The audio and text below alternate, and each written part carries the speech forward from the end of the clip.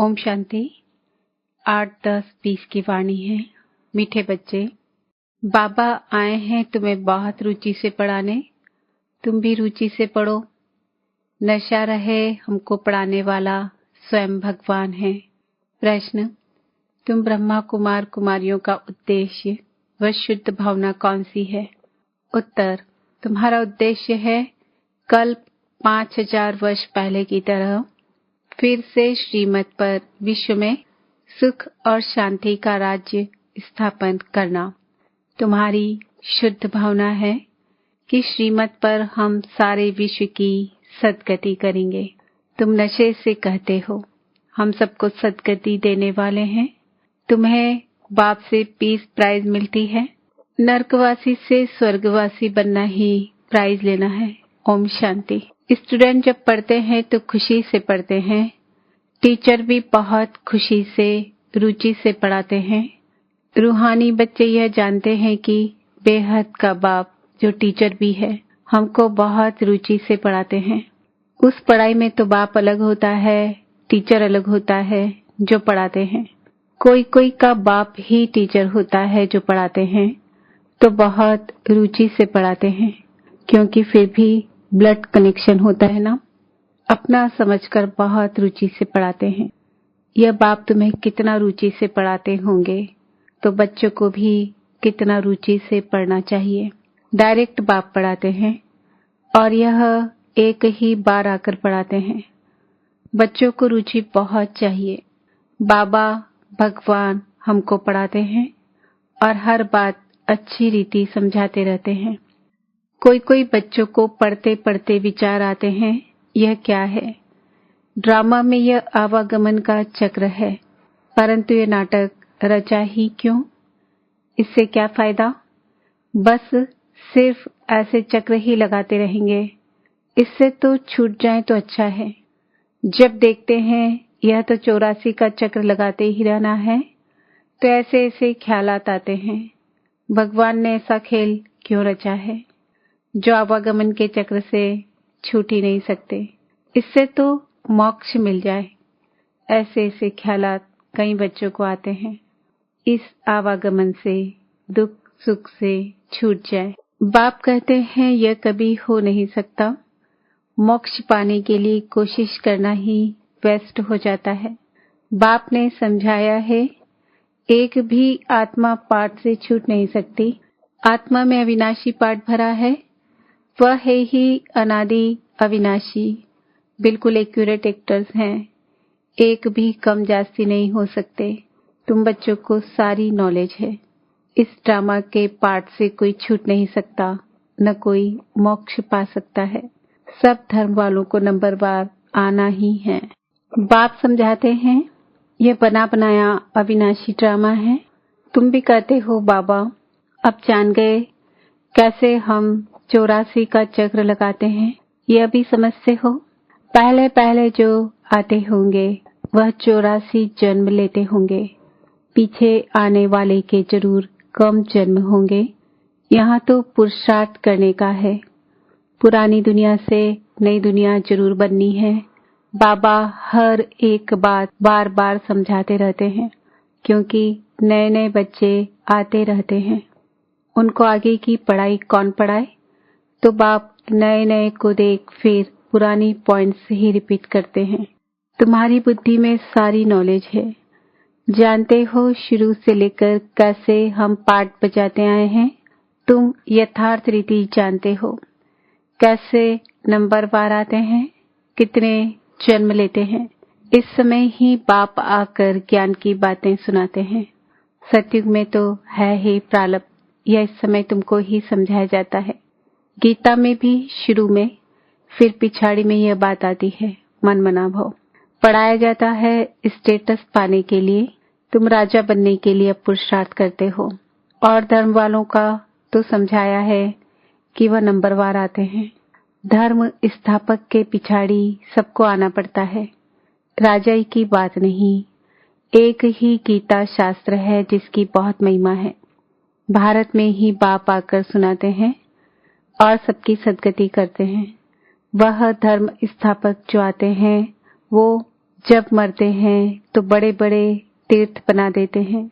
वास्तव में सबका तीर्थ भारत ही है, जहाँ बेहद का बाप आते हैं। बाप ने भारत में ही आकर सर्व की सद्गति की है। बाप कहते हैं, मुझे लिबरेटर गाइड कहते हो ना, हम तुमको इस पुरानी दुनिया, दुख की दुनिया से लिबरेट कर शांति धाम, सुख धाम में ले जाते हैं। बच्चे जानते हैं बाबा हमें शांति धाम, सुख धाम ले जाएंगे, बाकी सब शांति धाम जाएंगे। दुख से बाप आकर लिबरेट करते हैं। उनका जन्म मरण तो है नहीं, बाप आया फिर चला जाएगा।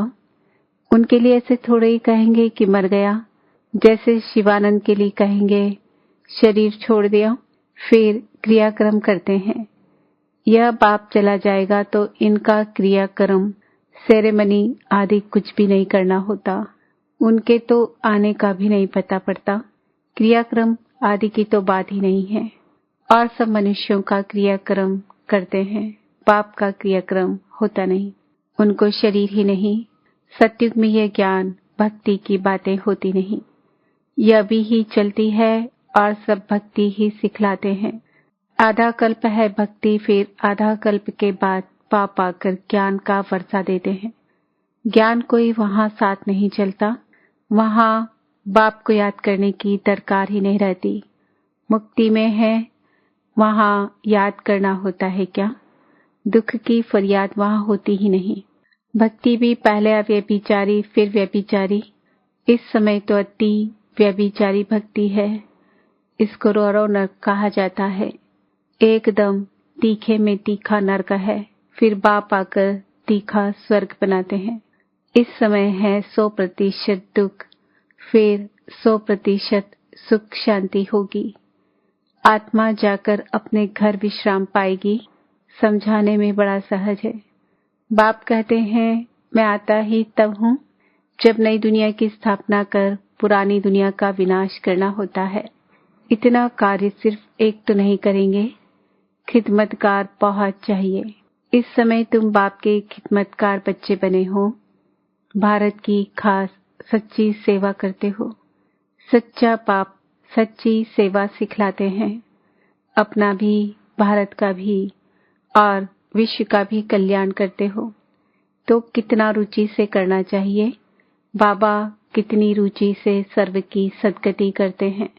अभी भी सर्व की सद्गति होनी है जरूर। यह है शुद्ध अहंकार, शुद्ध भावना। तुम सच्ची सच्ची सेवा करते हो, परंतु गुप्त आत्मा करती है शरीर द्वारा। तुमसे बहुत पूछते हैं, बीके का उद्देश्य क्या है? बोलो, बीके का उद्देश्य है विश्व में सत्युगी सुख शांति का स्वराज स्थापन करना। हम हर 5000 वर्ष बाद श्रीमत पर विश्व में शांति स्थापन कर विश्व शांति की प्राइज लेते हैं। यथा राजा रानी तथा प्रजा प्राइज लेते हैं। नरकवासी से स्वर्गवासी बनना कम प्राइज है क्या?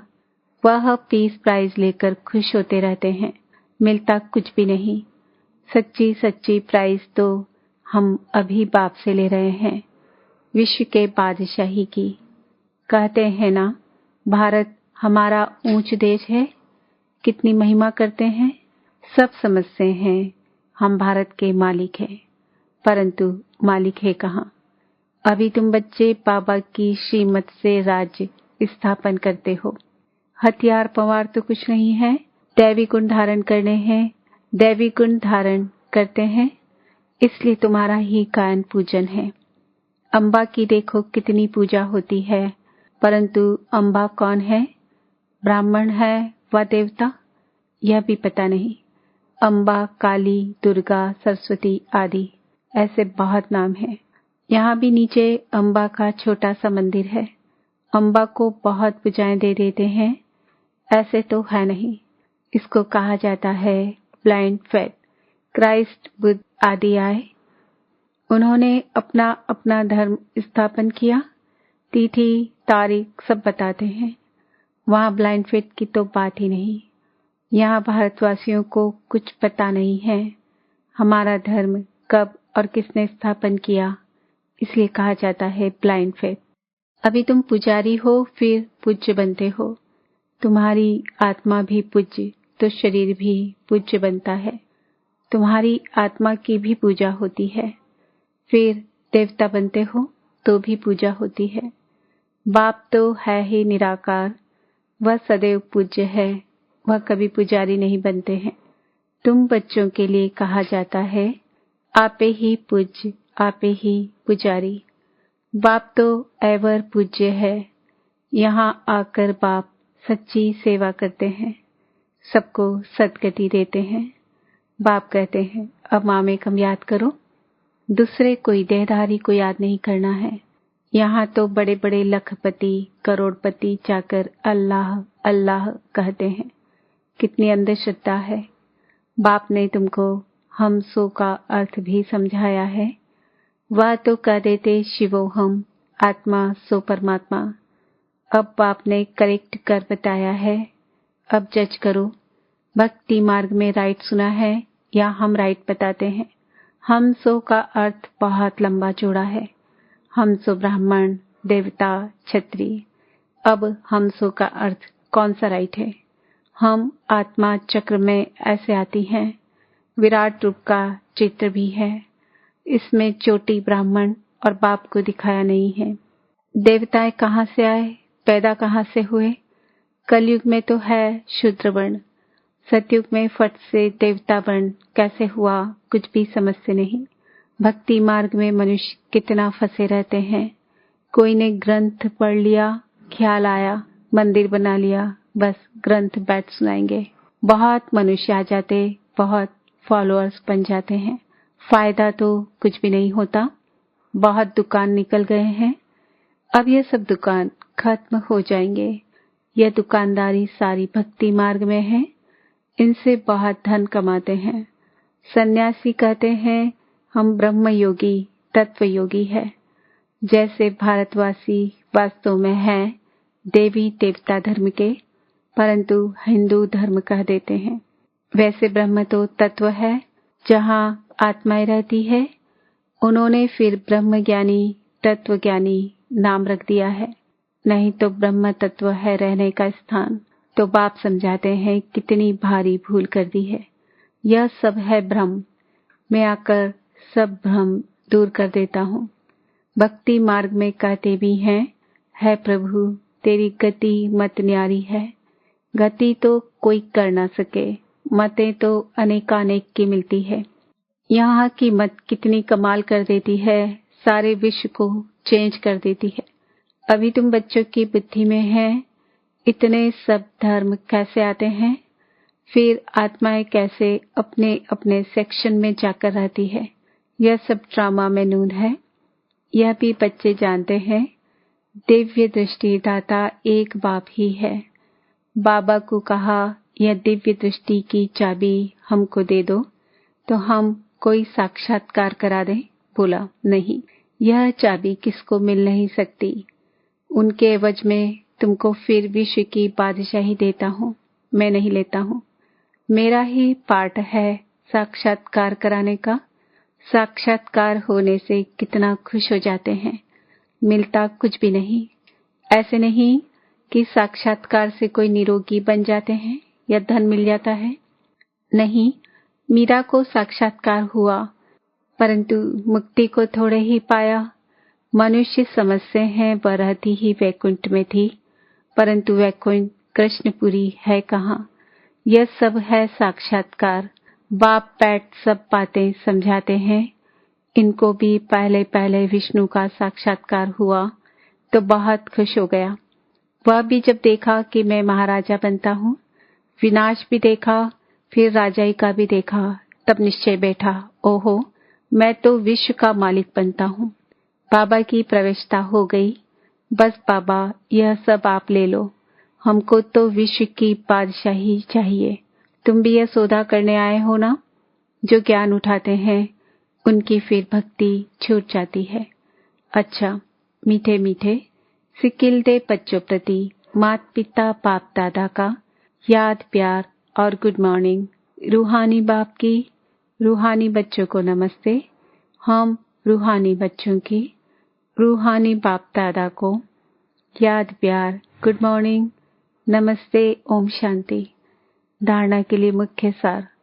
दैवी गुण धारण कर श्रीमत पर भारत की सच्ची सेवा करनी है। अपना, भारत का और सारे विश्व का कल्याण बहुत बहुत रुचि से करना है। ड्रामा की अनादि अविनाशी नूंद को यथार्थ समझ कोई भी टाइम वेस्ट करने वाला पुरुषार्थ नहीं करना है। व्यर्थ ख्यालात भी नहीं चलाने हैं। वरदान, एकाग्रता के अभ्यास द्वारा एक रस स्थिति बनाने वाले सर्व सिद्धि स्वरूप भव। जहाँ एकाग्रता है वहाँ स्वतः एक रस स्थिति है। एकाग्रता से संकल्प, बोल और कर्म का व्यर्थपन समाप्त हो जाता है और समर्थपन आ जाता है। एकाग्रता अर्थात एक ही श्रेष्ठ संकल्प में स्थित रहना, जिस एक बीज रूपी संकल्प में सारा वृक्ष रूपी विस्तार समाया हुआ है। एकाग्रता को बढ़ाओ तो सर्व प्रकार की हलचल समाप्त हो जाएगी। सब संकल्प, बोल और कर्म सहज सिद्ध हो जाएंगे। इसके लिए एकांतवासी बनो।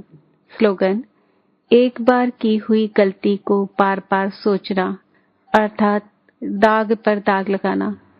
इसलिए बीटी को बिंदी लगाओ। आज का सुमान है, मैं आत्मा सर्व सिद्धि स्वरूप हूँ।